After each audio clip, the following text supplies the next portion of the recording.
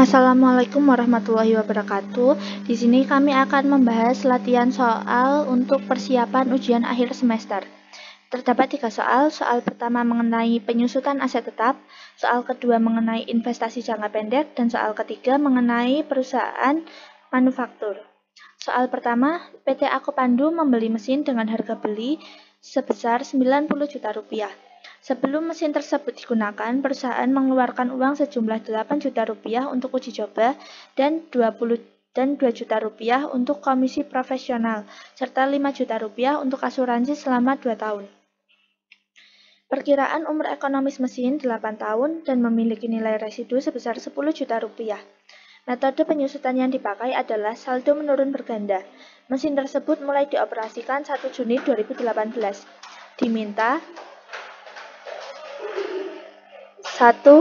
Hitunglah harga perolehan mesin.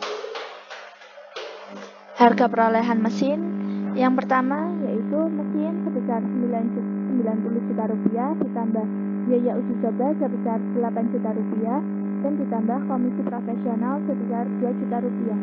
Harga perolehan sebesar 100 juta rupiah.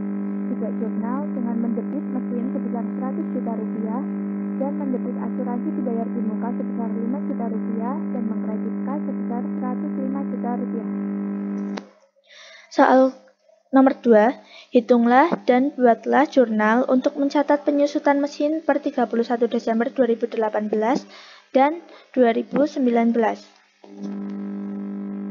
Tingkat penyusutan yaitu sebesar 1 dibagi umur ekonomis dikali 2 dikali 100%, ketemu hasilnya 0,25 atau 25%. Penyusutan pada tahun 2018 yaitu 7/12 dikali 25% dikali 100 juta rupiah. 7 ini didapatkan dari 1 Juni sampai 31 Desember 2018. Ketemu hasilnya 14.583.333. Kita bulatkan menjadi 14.600.000. Kemudian penyusutan pada tahun 2019 yaitu 25% dikalikan 85.400.000 rupiah. 85.400.000 rupiah ini didapatkan dari 100 juta dikurangi 14.600.000. Ketemu hasilnya 21.350.000. Jurnalnya yaitu mendebit akun beban penyusutan mesin sebesar 14.600.000 dan mengkredit akumulasi penyusutan mesin sebesar 14.600.000 pada tanggal 31 Desember 2018 dan jurnal pada tanggal 31 Desember 2018 yaitu mendebit beban penyusutan mesin sebesar 21.350.000 dan mengkredit akumulasi penyusutan mesin sebesar 21.350.000. Soal nomor 3, bagaimana penyajian dalam laporan posisi keuangan per 31 Desember 2018 dan 2019. Laporan posisi keuangan periode 31 Desember 2018 yaitu mesin sebesar 100 juta rupiah dikurangi akumulasi penyusutan mesin sebesar 14.600.000 ketemu nilai bukunya sebesar 85.400.000 rupiah. Kemudian laporan posisi keuangan periode 31 Desember 2019 yaitu mesin sebesar 100 juta rupiah dikurangi akumulasi mesin sebesar 35.950.000 rupiah. 35.950.000 rupiah ini didapatkan dari 14.600.000 rupiah ditambahkan dengan 21.350.000 rupiah. Ketemu hasilnya 35.950.000 rupiah. Untuk nilai bukunya 100 juta rupiah dikurangi 35.950.000 ketemu 65.050.000. Soal nomor 4, buatlah jurnal jika 1 November 2020 mesin tersebut dijual secara kredit dengan harga 60 juta rupiah. Saat mesin dijual, kita menghitung penyusutannya. Itu dijual tanggal pada tanggal 1 November 2020. Jadi kita hitung dari tanggal 1 Januari sampai 1 November 2020, berarti selama 10 bulan.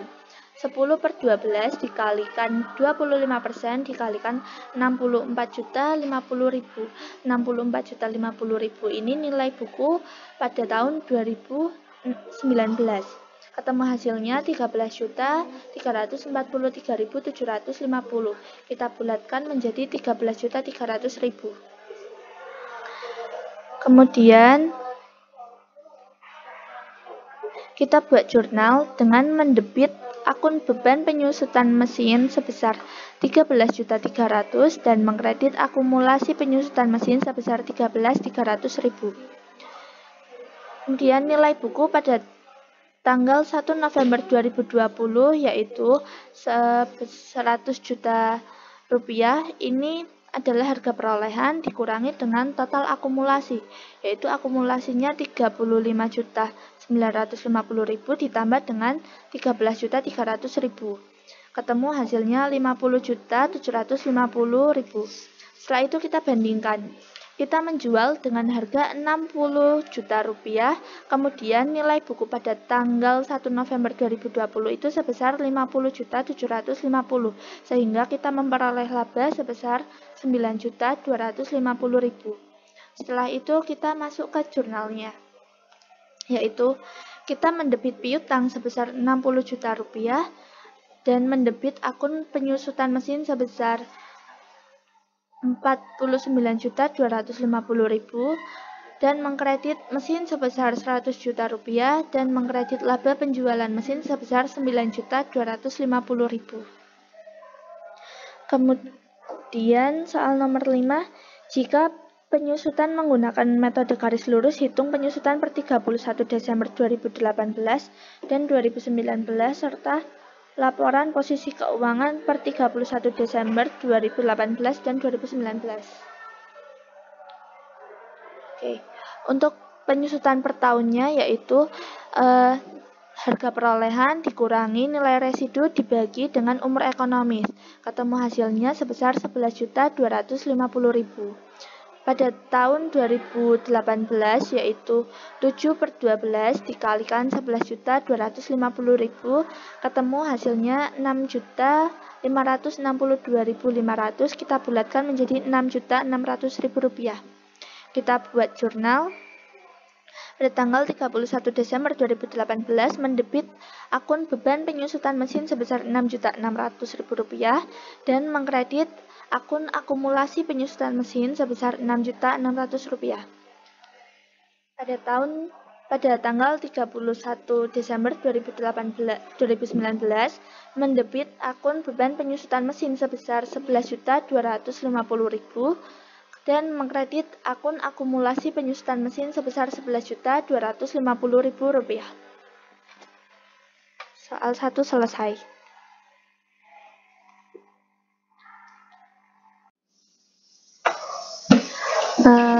Next soal nomor 2. Tanggal 1 Februari 2019, PT Aku Pandu membeli 1.000 lembar saham PT Maharani, nominal Rp65.000 dengan kurs 103%. Biaya provisi dan materi sebesar 1% dari harga kurs. Tanggal 1 Oktober 2019, 600 lembar saham dijual dengan kurs 108%. Biaya penjualan 1% dari harga kurs. Diminta A. Buatlah jurnal tanggal 1 Februari dan 1 Oktober 2019. Pada tanggal 1 Februari 2019, yaitu pembelian, harga kursnya 103% dikali 1.000 dikali Rp65.000. Hasilnya Rp66.960.000. Biaya provisi dan materai 1% dari harga kurs. Hasilnya Rp669.500. Harga perolehannya yaitu harga kurs sebesar Rp66.950.000 ditambah biaya provisi dan materai sebesar Rp669.500. Hasilnya Rp67.619.500. Jurnalnya yaitu pada saat pembelian mendebit surat berharga sebesar Rp67.619.500 dan mengkredit kas sebesar Rp67.619.500. Kemudian pada tanggal 1 Oktober 2019, yaitu pada saat penjualan, harga kursnya 108% dikali 600 dikali 65.000 sama dengan 42.120.000 rupiah. Kemudian biaya penjualannya yaitu 1% dari harga kurs sebesar 42.120.000 rupiah, hasilnya 421.200. Harga jualnya yaitu harga kurs dikurangi biaya penjualan, hasilnya 41.698.800. Harga perolehannya 600 per 1000 dikalikan harga perolehan pada saat pembelian, yaitu 60.619.500. Hasilnya 40.571.700. Laba penjualannya yaitu harga jual dikurangi harga perolehan pada saat penjualan. Hasilnya 1.127.100. Jurnalnya yaitu mendebit kas sebesar 41.698.800, mengkredit surat berharga sebesar 40.571.700, dan mengkredit laba penjualan surat berharga sebesar 1.127.100. Buku besar surat berharganya pada tanggal 2 saat pembelian itu mendebit sebesar 67.619.500, saldonya 67.619.500, dan pada tanggal 9 menjual 600, yaitu mengkredit sebesar 40.571.700, sehingga saldonya yaitu 67.619.500 dikurangi dengan 40.571.700, hasilnya 27.047.800. Kemudian pada poin B, jika tanggal 31 Desember 2019 harga kurs saham PT Maharani sebesar 98 juta, buatlah jurnal penyesuaian dan penyajian dalam laporan posisi keuangan.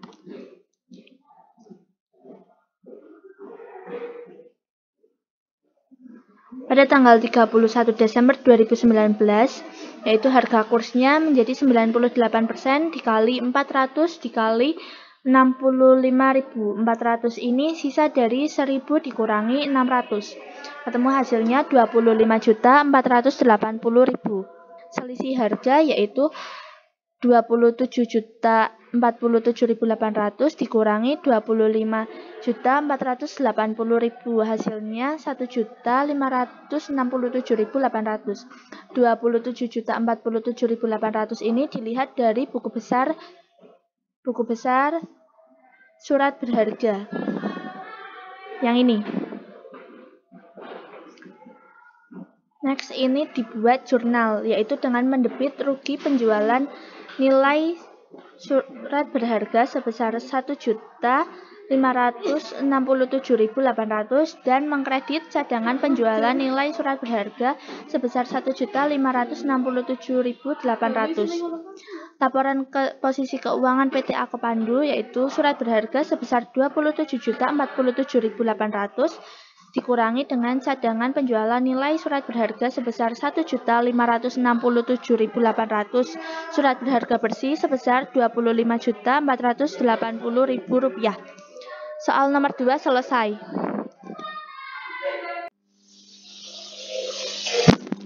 Ya, berikutnya itu soal nomor 3, yaitu perusahaan manufaktur. Untuk daftar saldo PT Akopandu per 31 Desember 2019 sudah tertera pada soal yang dibagikan. Untuk soalnya sendiri yaitu nomor 1, penyusutan mesin pabrik sebesar 600.000. Jadi di jurnalnya sendiri di sisi debit yaitu beban penyusutan mesin pabrik sebesar 600.000 serta akumulasi penyusutan mesin pabrik sebesar 600.000.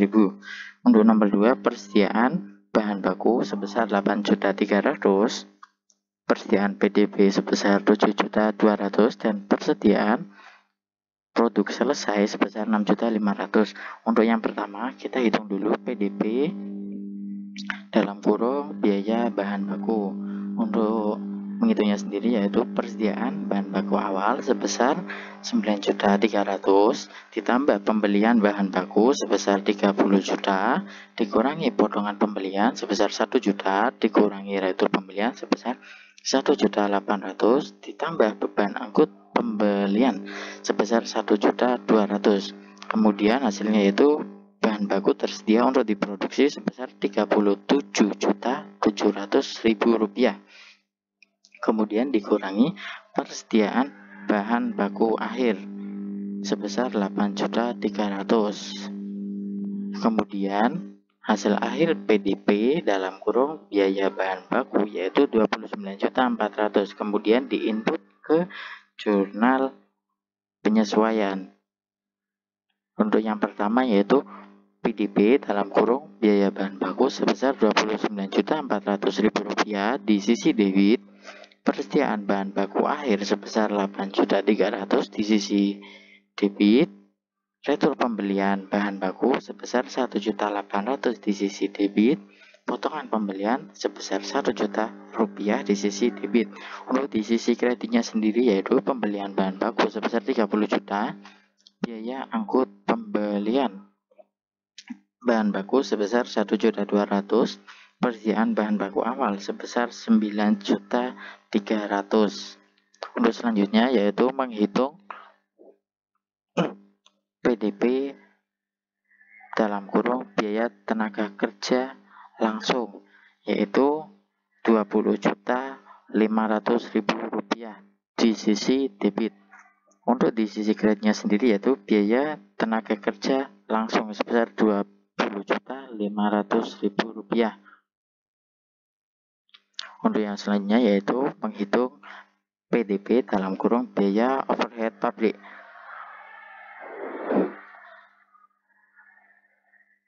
Untuk di sisi kredit yaitu biaya tenaga kerja tidak langsung sebesar 14.200.000 rupiah. Kemudian biaya penyusutan mesin pabrik sebesar 600.000 rupiah. Kemudian biaya bahan penolong yaitu 6.800.000 rupiah serta BOP lain-lain sebesar 5.900.000 rupiah. Jika di sisi kredit ini dijumlahkan semua maka menghasilkan PDP dalam kurung BOP sebesar 27.500.000 rupiah.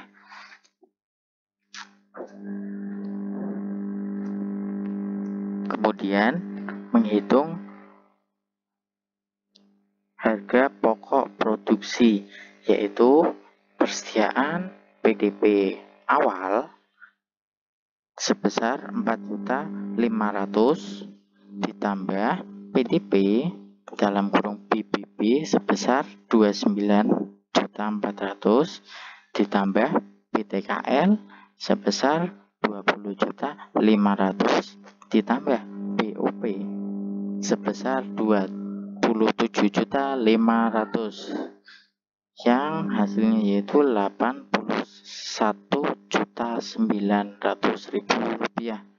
Kemudian dikurangi persediaan PDP akhir sebesar 7.200.000 rupiah. Kemudian menghasilkan harga pokok produksi sebesar 74.700.000 rupiah. Kemudian diinput ke jurnal penyesuaian yaitu di sisi debit terdapat harga pokok produksi sebesar 74.700.000 rupiah serta persediaan PDP akhir sebesar 7.200.000. Untuk di sisi kreditnya sendiri yaitu PDP dalam kurung PBB sebesar 29.400 juta. Kemudian PDP dalam kurung PTKL sebesar 20.500.000 rupiah ditambah. Kemudian PDP dalam kurung BOP sebesar 27.500.000 rupiah serta persediaan PDP awal sebesar 4.500.000 rupiah. Untuk selanjutnya yaitu menghitung harga pokok penjualan atau KPT. Untuk prosesnya sendiri yaitu persediaan produk selesai awal yaitu sebesar 6.200.000 rupiah ditambah harga pokok produksi yang sudah dihitung tadi sebesar 74 juta Rp700.000 yang hasilnya yaitu Rp80.900.000 dikurangi persediaan produk selesai akhir yaitu 6.500.000 yang hasilnya yaitu KBT HPP yaitu sebesar Rp74.400.000 kemudian diinput ke jurnal penyesuaian yaitu di sisi debit ada KBT atau HPP yaitu sebesar Rp74.400.000 kemudian persediaan produk selesai akhir sebesar Rp6.500.000 dan di sisi kredit ada harga pokok produksi sebesar Rp74.700.000 dan persediaan produk selesai awal sebesar Rp6.200.000. Kemudian untuk semua akun-akun yang tercatat di jurnal penyesuaian ini kita input ke daftar saldo. Untuk daftar saldo sebelum disesuaikan itu sendiri sudah terdapat di soal yang dibagikan.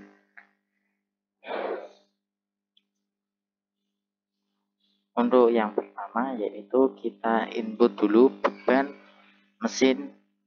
penyusutan mesin pabrik sebesar Rp600.000 dan akumulasi penyusutan mesin pabrik di sisi kredit sebesar Rp600.000.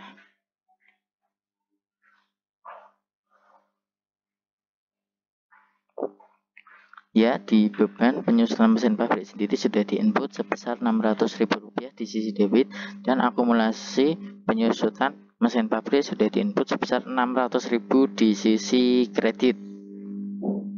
Untuk selanjutnya yaitu menginput PDP dalam kurung BB persediaan bahan baku akhir di sisi debit, retur pembelian BB di sisi debit serta potongan pembelian di sisi debit.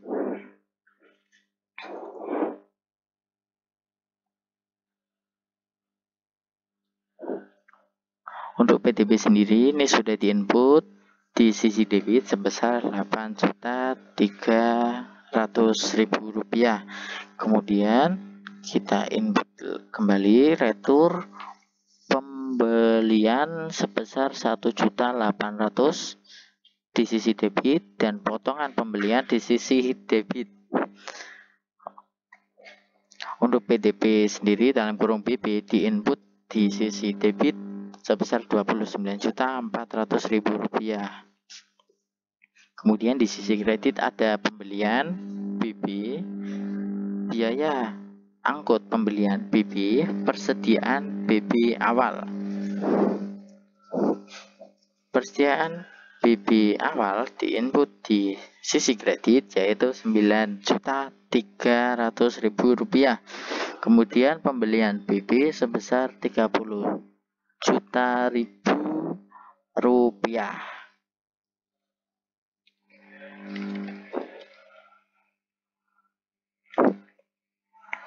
Kemudian biaya angkut pembelian sebesar Rp1.200.000.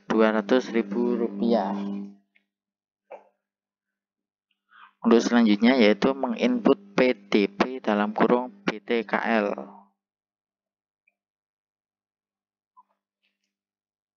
Untuk di sisi debitnya sendiri yaitu PDP dalam kurung BTKL. Untuk di sisi kredit yaitu BTKL-nya itu sendiri. Untuk sisi debit PDP BTKL diinput Rp20.500.000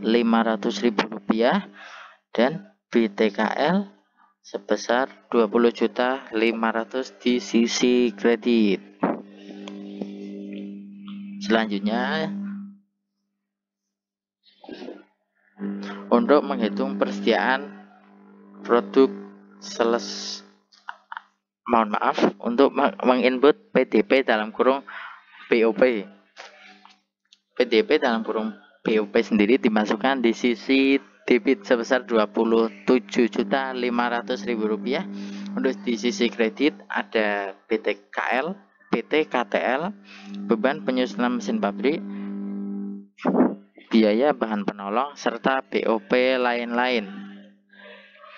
Untuk BDP dalam kurung BOP diinput sebesar 27.500.000, kemudian ada BOP lain-lain sebesar 5.900.000, ada biaya bahan penolong sebesar 6.800.000, ada BTKTL sebesar 14.200.000 rupiah.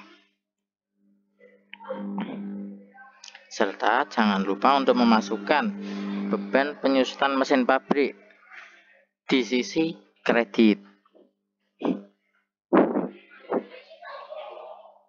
Untuk selanjutnya kita memasukkan harga pokok produksi serta persediaan PDP akhir di sisi debit, dan untuk di sisi kreditnya sendiri yaitu ada PDP dalam kurung PBB dalam kurung PTKL dalam kurung BOP serta persediaan PDP awal.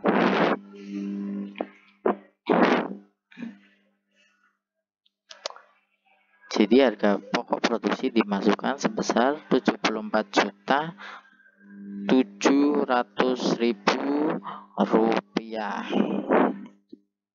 Kemudian menginput PDP dalam kurung PBB 29.400 di sisi kredit, kemudian PTKL sebesar 20.500.000, kemudian BOP sebesar 27.500.000 di sisi kredit, serta persediaan PDP awal sebesar 4.500.000 dan persediaan PDP akhir sebesar 7.200.000 rupiah di sisi debit.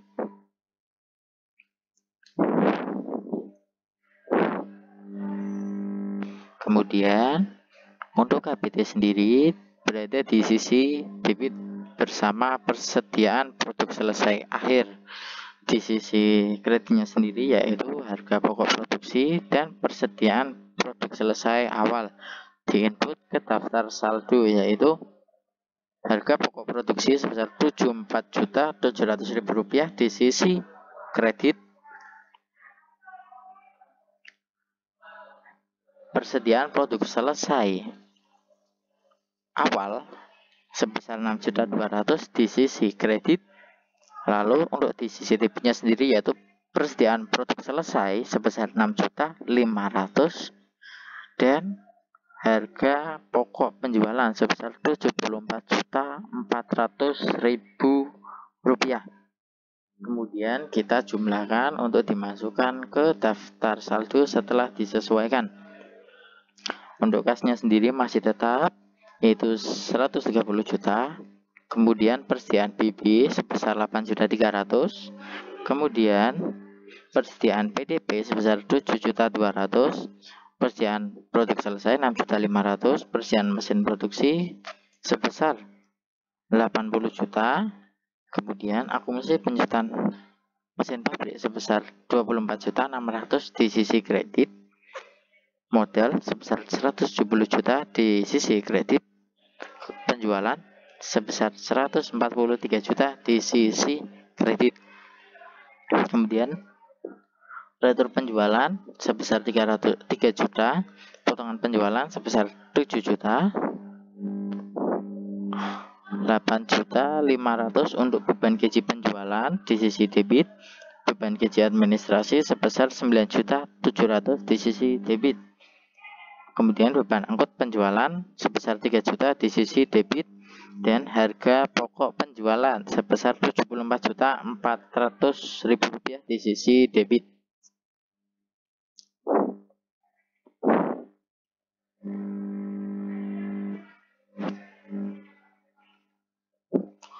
Untuk laporan laba rugi sendiri diinput mulai dari penjualan ke bawah, jadi dari nomor akun 4 ke bawah, yaitu penjualan